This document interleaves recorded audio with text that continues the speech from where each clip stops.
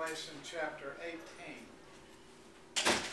And Revelation chapter 18 is really, if you read it, is a great big summary of the book up to this point, or perhaps more accurately, a summary of the war and describing its result. And so we'll read in verse 1. After these things I saw another angel coming down from heaven, having great authority, and the earth was illumined with his glory. I was thinking about this word glory, and it's the thing about biblical words or church words is that they actually lose meaning after a while. We use them so much, we're really not entirely sure what they mean. We just, in some sense, see them in a Christian context or something like that. In this word glory, the Greek word is doxa, another good translation for that would be splendor. Splendor. And it would convey light. That's what it would convey with that type of translation. It's his presence is one in which a glorious light would shine about him. And this angel has this appearance of glory. And it may be the angel of the Lord, maybe Jesus Christ. We can't be entirely sure. If we look in Ezekiel 43, at verses 1 and following, we read this. Then he led me to the gate facing toward the east, and behold, the glory of the God of Israel was coming from the way of the east, and his voice was like the sound of many waters. That sounds like Book of Revelation right there. And the earth shone with his glory. So here is an angel coming with a voice of many waters, and who has a splendorous appearance. And it was like the appearance of the vision which I saw, like the vision which I saw when he came to destroy the city. Now this, Ezekiel, would be referring, of course, to the destruction of Jerusalem, 586 BC. But that those words, the fact that John, I think, has availed himself with the vocabulary, the syntax, so to speak, of this Old Testament passage in Ezekiel to convey what he has to say here in the New Testament. And why would he do that? Well, in some sense, he's trying to take his audience and say, what was being discussed there, there's something like that now being discussed here. If you see what I'm trying to say, the embracing of a different context, a different historical setting, and yet to bring that forward in time, there's a purpose behind it, and the purpose, I think, is the fact that, again, of the destruction of the city of Jerusalem. Verse 2, and he cried out with a mighty voice, saying, Fallen, fallen is Babylon the Great. She has become a dwelling place of demons, and a prison of every unclean spirit, and a prison of every unclean and hateful bird. We get this again in the Old Testament, out of the Old Testament, Isaiah doing the same thing. And one said, Fallen, fallen is Babylon. That's pretty close. And all the images of her gods are shattered on the ground. Now this comment by Isaiah referenced the geographic Babylon and Euphrates, in which he was prophesying its destruction and the destructions of its gods. But again, John is availing himself of the very words and saying there's something like that going on here too. And the gods of this horrible place called Babylon, this dwelling place of demons and a prison of every unclean spirit, being destroyed. So just as Babylon of old was judged for her idolatry, so the new Babylon is being judged in the same way. Now Josephus says this,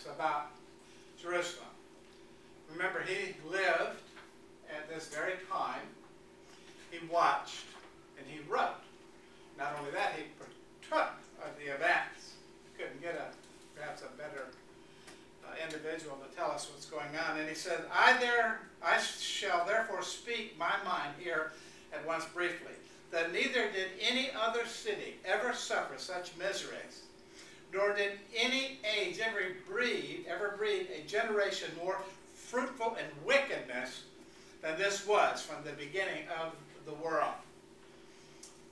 He didn't have a very high opinion of the city of Jerusalem and its inhabitants and its leaders. As you can see, he really was saying exactly what John was saying. This was a filthy, dirty city. He's not talking about paper on the ground. He's talking about the hearts of the leaders and the people.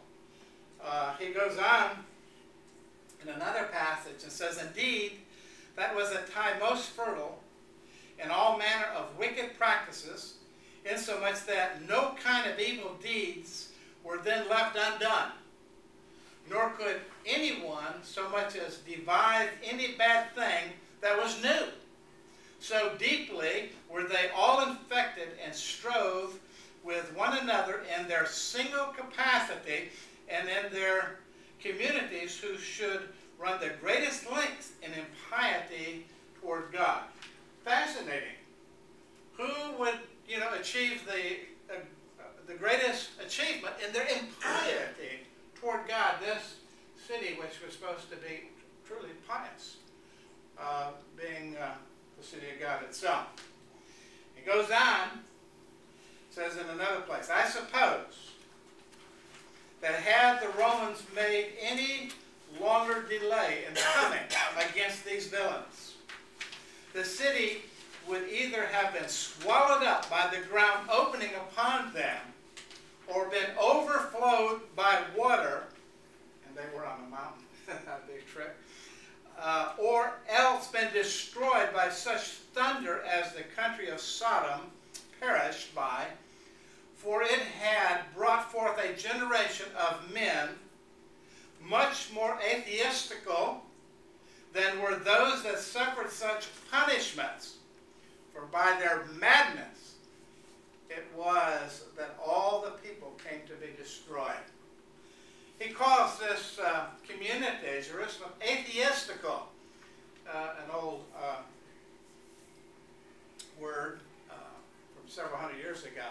It's simply meaning they were the biggest atheists he could put his finger on, so to speak. Again, he is calling his people, his city, that one city in its arrogance, perhaps, and its pride, proclaimed itself to be the most religious and godly city on the face of the earth. And it was certainly called to that. And yet he calls it the most atheistical city. And that is so bad, he says, that the Romans hadn't done what they did. He expected the earth to open up and swallow them, or for them to suffer destruction like Sodom and Gomorrah did. Well-deserved, being his point. And of course, and then the book of Revelation turns around and calls Jerusalem Sodom.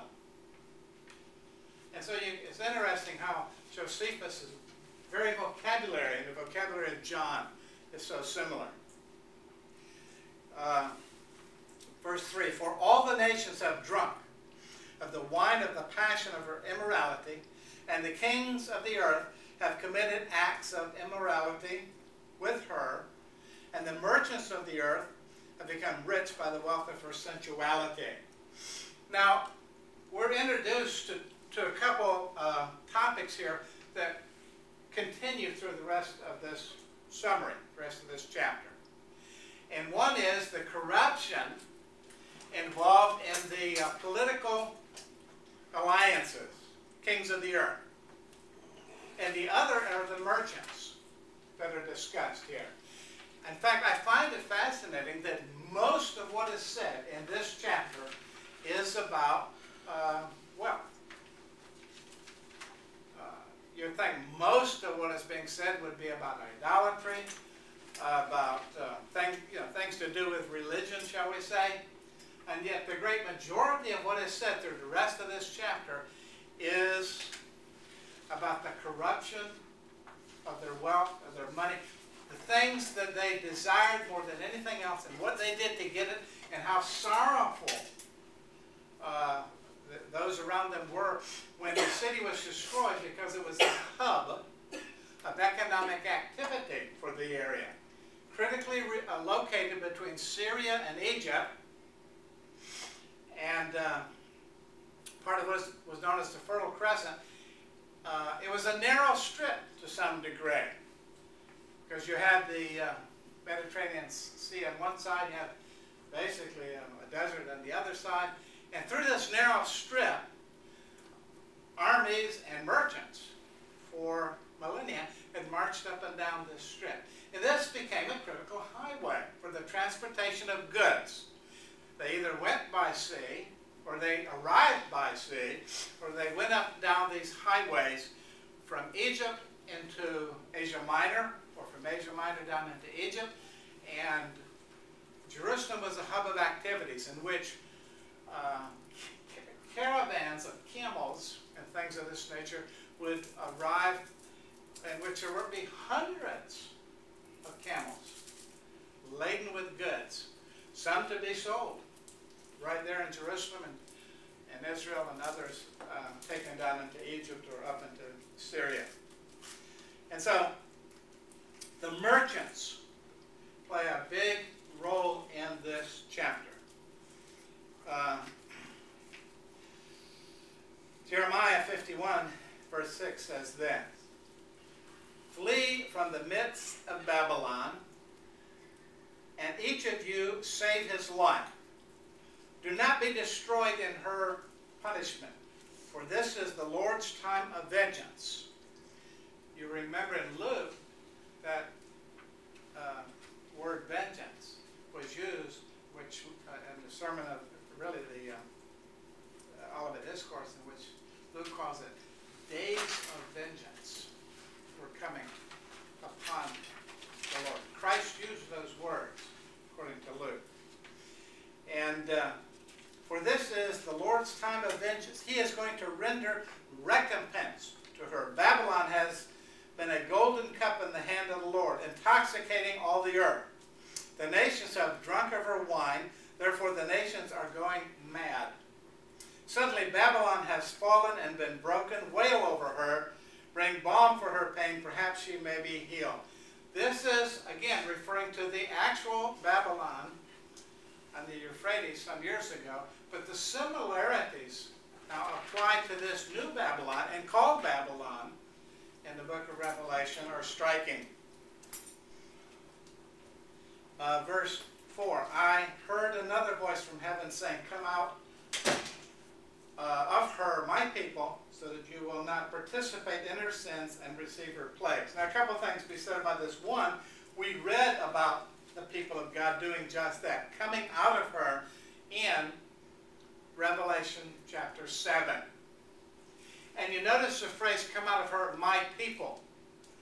That phrase is the people of God, or my people.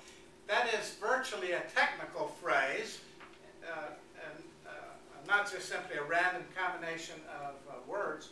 That does indeed refer to the people of God in the Old Testament, and particularly it was used, but it's used in the New Testament as well. Now, the fact that the people of God are called out, and we see that calling out taking place in Revelation chapter 7. We see Christ in the Gospels telling the people, when you see the city surrounded by armies, get out, you say. Now, all this, what I'm trying to say is this fits Jerusalem as Jesus described it. This fits Jerusalem as God describes it, or John describes it here. It doesn't necessarily, in any sense, fit Rome. You see, you don't call the people of God out of Rome, per se, you see. And a lot of people want to make Babylon Rome. In fact, I say that most commentators do that, and I've indicated they have, I guess, a sound enough argument, but I don't think it is in harmony with the flow of the book. You see, it's not that Rome's not mentioned in this book, but it does seem to me to be taking a minor player and making Rome the focus. The focus is Jerusalem. The focus is my people. In no sense, I don't think you could call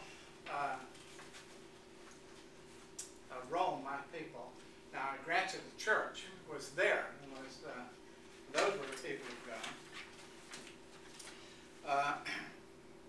But you remember what Jesus said, Luke 21. Then those who are in Judea must flee to the mountains, and those who are in the midst of the city must leave.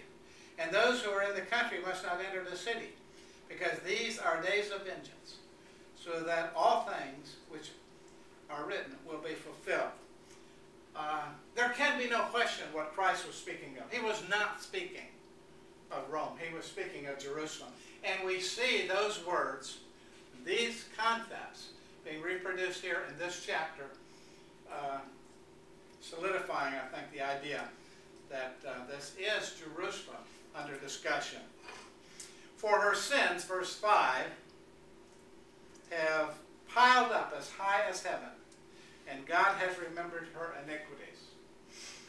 And so, basically, it's time for judgment. Look what Jeremiah 51 again says. We applied healing to Babylon, but she was not healed. Forsake her, and let us each go to his own country, for her judgments have reached to heaven and towers up to the very skies. See the vocabulary similarities. Do you think John was familiar with Jeremiah and Isaiah? He was deeply familiar with these prophetic books, Ezekiel and Daniel, and alludes to them constantly.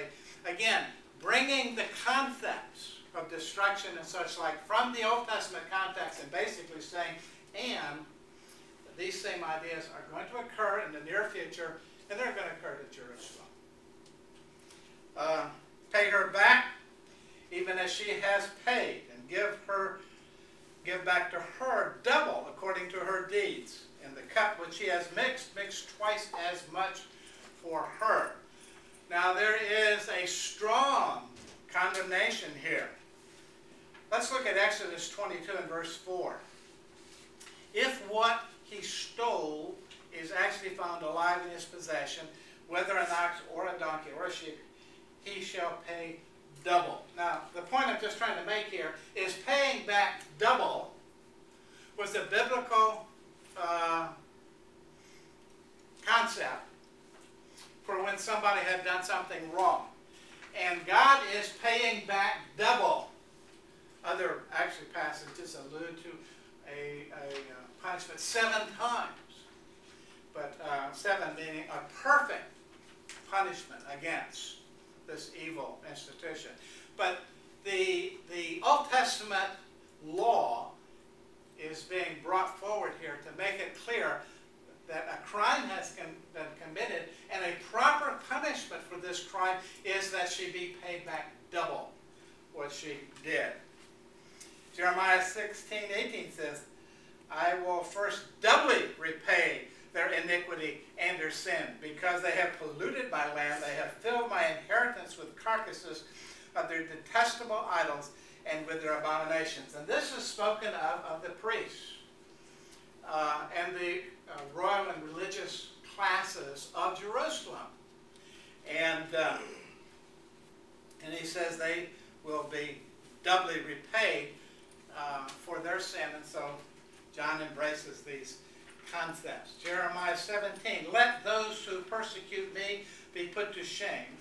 But as for me, let me not be put to shame. Let them be dismayed, but let me not be dismayed. Bring on them a day of disaster and crush them with twofold destruction.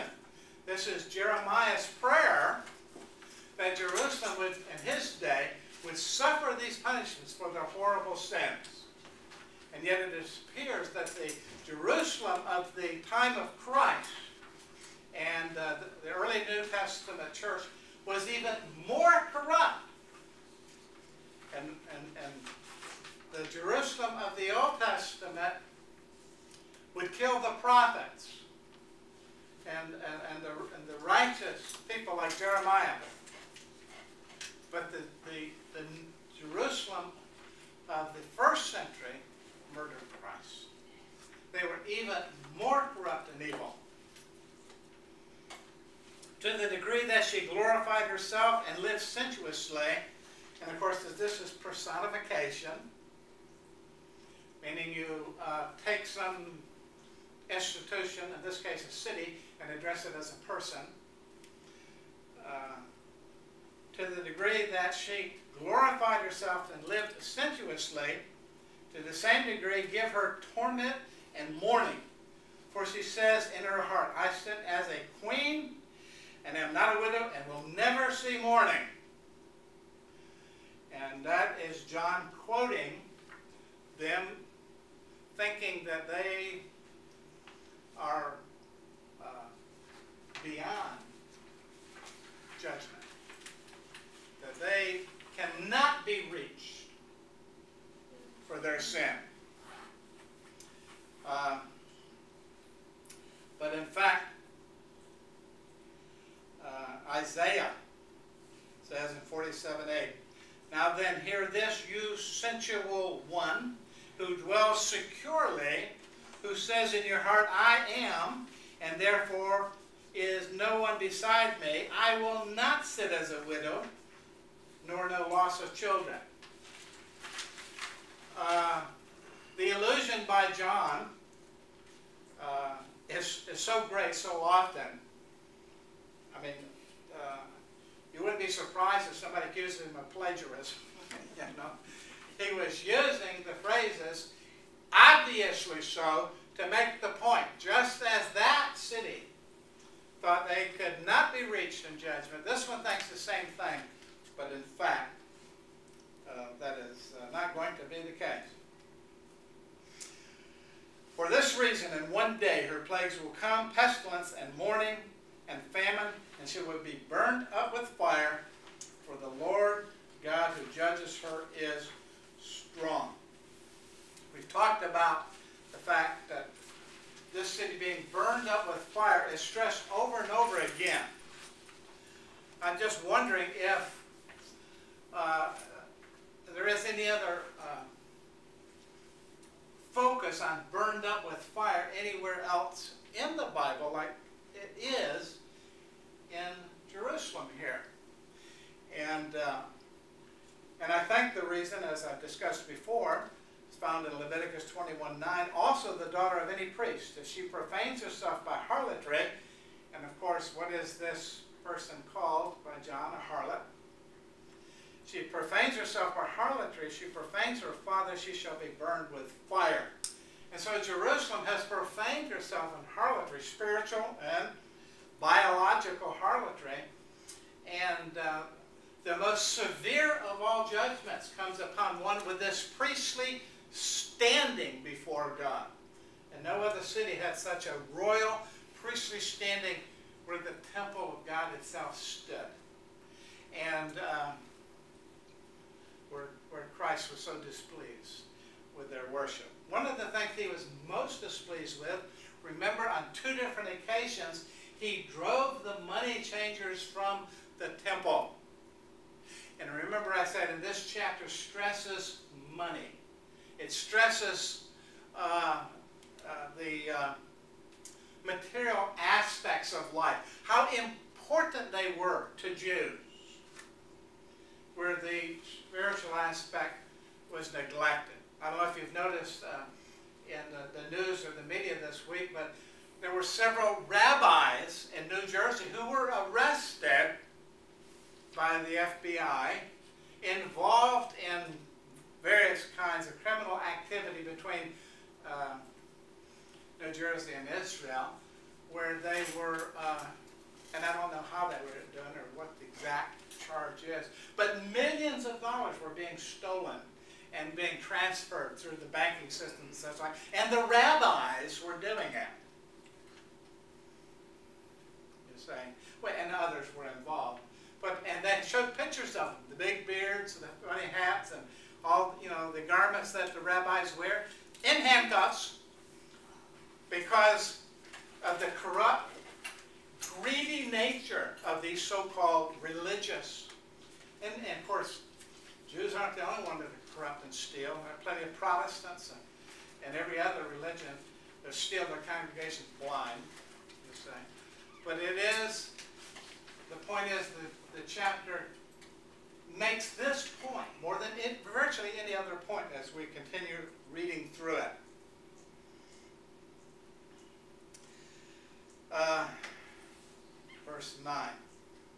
And the kings of the earth, who committed acts of immorality and lived sensuously with her, will weep and lament over her when they see the smoke of her burning, standing at a distance because of the fear of her torment, saying, woe, woe, the great city Babylon, the strong city, for 1 hour your judgment has come. Now those kings of the earth, of course, the question is, which kings are these? It's very easy if you're making this to be Rome, to say, well, Rome obviously reigned over the kings of the earth, in that application. But when did Rome burn? When does this apply to Rome? If you're futurist, you'll say it'll be somewhere in the distant future, but Rome was long since to be a world power. I can't imagine even a future application. You might say New York or London or Tokyo or something, but Rome is just not on the horizon anymore that this would be applicable to them. But it's quite applicable to Jerusalem in this first century. Kings of the earth then would be the kings in Israel, the kings around Israel, and the kings down in Egypt and up in Syria and across the empire that benefited through that relationship financially. And since Jerusalem was perhaps second only to Rome in size, in the first century, it's a very large town, city, not much smaller than Rome itself. Its economic significance was, almost beyond description, and that the comments of this chapter fit nicely. Verse 11, and the merchants of the earth shall weep and mourn over her because no one buys their cargoes anymore. And it describes all those cargoes. Interestingly, it describes the cargoes in detail of all the elements and all the things and all the wealth and everything people had set their heart on. And it's being destroyed. And these merchants are unhappy because they're losing their wealth.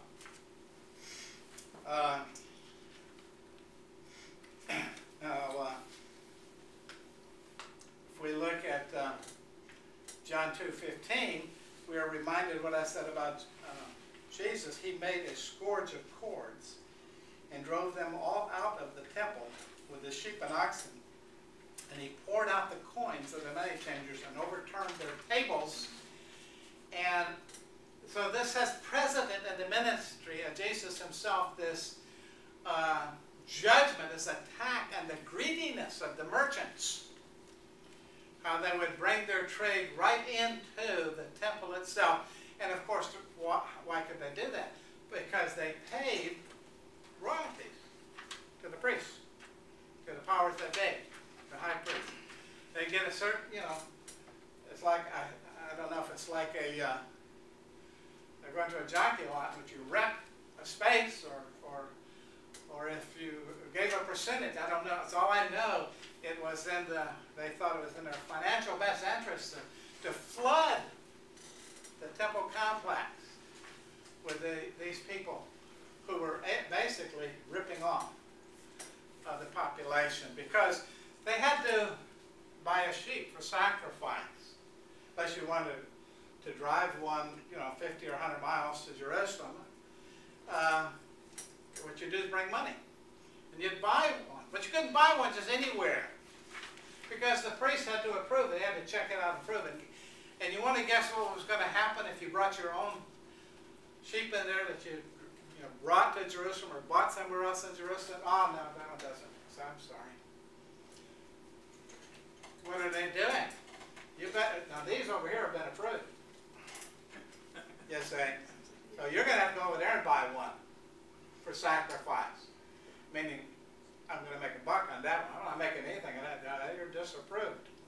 You say, crooked to the depths of their heart, money-grabbing thieves. And that is what Jesus is attacking here, and that's their judgment to a large degree. Verse 21, then a strong angel took up a stone like a great millstone and threw it into the sea, saying, so will Babylon, the great city, be thrown down with violence, and it will not be found any longer. It's a picture of utter destruction. And notice what Josephus says about Jerusalem after the war had ended. It, meaning the city of Jerusalem, was so thoroughly laid even with the ground by those that dug it up to the foundation, that there was left nothing to make those that came thither believe it had ever been inhabited. That's how much destruction that went on. They dug it up, stone by stone by stone. Those walls, that temple, you know, of that great massive city. And you remember that virtually the only thing they can find 2,000 years later is that place they call the Wailing Wall. It's about the only thing they found left. That's how thoroughly the city was plowed under. And then the Romans also had another nice thing to do. All of the fields, of course they cut down all of the trees and crops and everything. And then they would sow salt in the earth. Large quantity. Bring it in. They go to the trouble of bringing it in by boatloads so that they could go out there and salt down the fields for miles around so nothing could grow. You know, just, I don't know what you call that. It was vengeance. You know. Now we're going to plow this city under so nobody can even tell it was a city. All the farms around for as far as we care to, we're going to salt them down with salt so that nothing will grow in them. And it took dozens and dozens of years for the rain to rain out that salt before it ever grew again. That was a pretty vindictive act. Now, one question might be asked in this phrase, and it says, and will not be found any longer. Well, it wasn't found any longer after Rome did what it did, but obviously Jerusalem was rebuilt in time. And would perhaps a literalist, and they're pretty common in those that interpret the book of Revelation, literalists would look at this and say, well, there's an error here in the Bible, because it is found later. And I think the point is that the Jerusalem, which was the apple of God's eye, the spiritual center of his kingdom up to this point, was destroyed and was never to be found again. Now that's a significant point. Not whether there was a physical city built later, but was there a spiritual city built later? Because what do we have in, especially American Christianity today, but this great hope, I guess, to rebuild and refound a spiritual Jerusalem with a new temple, with animal sacrifice, and in some way, shape, or form view all this as a good thing. If we're going to go defy God and build a temple and offer animal sacrifice, and, oh, can I help? Can I help? You know, I'll give you some money. Dispensationalists are nuts. I want to be involved in this rebellion against God. That's all that is. We're going to defy God and deny Christ ever came and build a new temple and offer animal sacrifices because we're still waiting on the Messiah. We cursed the one that came and murdered him, and we're glad we did it, but if you'll help us, we'll do it again. Well, sure, I'll help. Are there a bigger group of people on the globe that are as stupid as Christians? I'm not sure that there are. You know? So, this Jerusalem was found no longer. It was replaced by another Jerusalem, the New Jerusalem, the Church of Jesus Christ. Valid, important point, I do believe, considering the theology of our era in which we live. Let's read 1 Peter 2, 5, and then 9 through 10.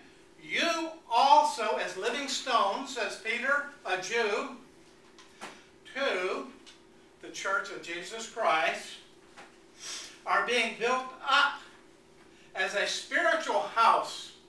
Now, what do you think a spiritual house meant to a Jew? It meant a temple. And Paul even calls the church what? The temple of God. Okay.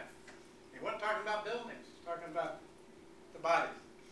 Built up as a spiritual house for a holy priesthood. Now that's fascinating vocabulary, holy priesthood. Jews knew what a priesthood was. Peter was transforming that to not only non-Jews, non-Levites. Gentiles, you're the holy priesthood. What heresy?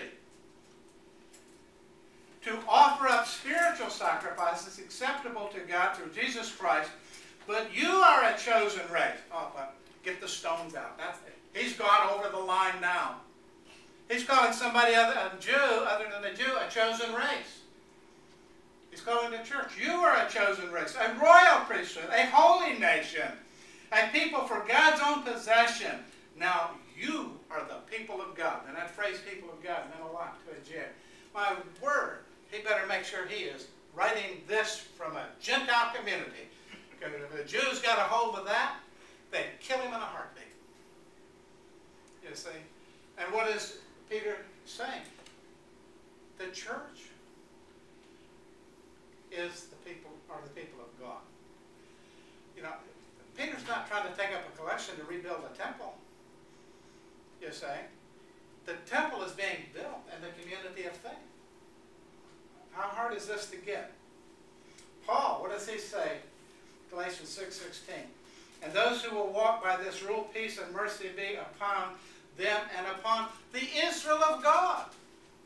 He's addressing the Galatians. Now, if there ever was a Gentile church, probably the Galatians were it. But they were all, Gentile churches. And he calls these people the Israel of God. Well, when everybody's talking about Israel, and a lot of talk about Israel, just remember who Paul says is Israel, who Peter says is the people of God. It's the church of Jesus Christ. Jesus says, therefore I say to you, the kingdom of God will be taken away from you, as he addresses the Jews, and given to a people producing the fruit of it. That was not an esoteric message. He just came right out and said it. I'm taking away your status as the people of God. I'm giving it to somebody else who will bring forth fruit because you haven't done it. You failed. And so, many more verses that deal with the merchandise and the wealth of the community are shared in this chapter. And then verse 24, and in her, Jerusalem, was found the blood of prophets and of saints and of all who have been slain on the earth. That's another reason why this is such a horrible place. And so Matthew 23 says, therefore, behold, I am sending you prophets and wise men and scribes. Some of them you will kill and crucify. Some of them you will scourge in your synagogues and persecute from city to city, so that upon you may fall the guilt of all the righteous bloodshed on earth, from the blood of righteous Abel to the blood of Zechariah the son of Berechiah, whom you murdered between the temple and the altar. Truly I say to you, all these things will come upon this generation.